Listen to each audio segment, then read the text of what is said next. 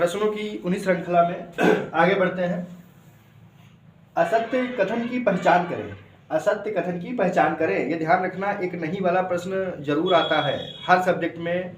आप 2-3 प्रश्न मिलेंगे जिसमें लास्ट में नहीं दिया होगा या असत्य लिखा होगा। असत्य कथन की पहचान करें। देखिए कौन सा इसमें से एक गलत है। विकास अनवरत प्रक्रिया है। बिल्कुल, विकास जन्म से शुरू होता है और मृत्यु तक चलता है। जब तक आप मरते नहीं है तो विकास अनवरत चलने वाली प्रक्रिया है, कभी नहीं रुकती, तो या तो सही है। दूसरा, विकास की दर समान होती है। भैया दर समान नहीं होती है, एक ही दर से सब नहीं अपने अंदर धारण कर पाते हैं, नहीं सीख पाते हैं, नहीं रख पाते हैं।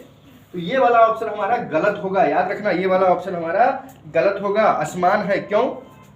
देखिए दर सभी में अलग अलग होती है, तो ये वाला ऑप्शन गलत है, इसीलिए इसी को हम सही करेंगे। असत्य कथन हमने पहचान लिया है। सी, विकास सिफेलोकेडुल होता है। इसको ध्यान रखना भैया, ये प्रोफेसर कुप्पू स्वामी ने बताया था, विकास सिर से पैर की ओर होता है। कहीं कहीं पर हिंदी में दिया होता है सिर से पैर, याद रखना, हर बार पूछा जा रहा है सीटेट में ये प्रश्न कि विकास सिर से पैर की ओर होता है। यह बात प्रोफेसर कुप्पू स्वामी ने बताई थी।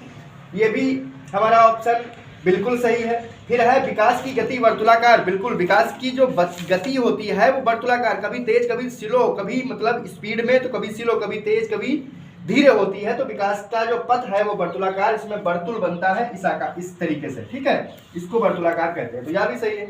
एक ऑप्शन हमारा यहाँ पर सही नहीं था, तो वह था हमारा विकास की दर समान होती है, जबकि विकास की दर समान नहीं होती है। ठीक, तो ये ऑप्शन सही है। अगला देखिए, गाइंग एज किस अवस्था को कहा जाता है? भैया गाइंग एज किस अवस्था को कहा जाता है? तो हमारी बाल्यावस्था, बाल्यावस्था को हमें गाइंग एज कहते हैं। क्या कहते हैं? गाइंग एज, समूह की अवस्था।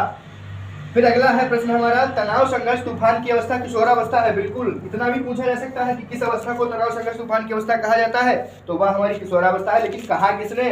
तो ऑप्शन सी बिल्कुल सही है। स्टैनले हॉल ने कहा था 1904 में कि यह तनाव संघर्ष और तूफान की अवस्था है, याद रखिएगा। दोस्तों ये आज के महत्वपूर्ण प्रश्न थे। इन्हीं के साथ फिर हम मिलेंगे अगले टॉपिक के साथ। Thank you, bye bye, take care.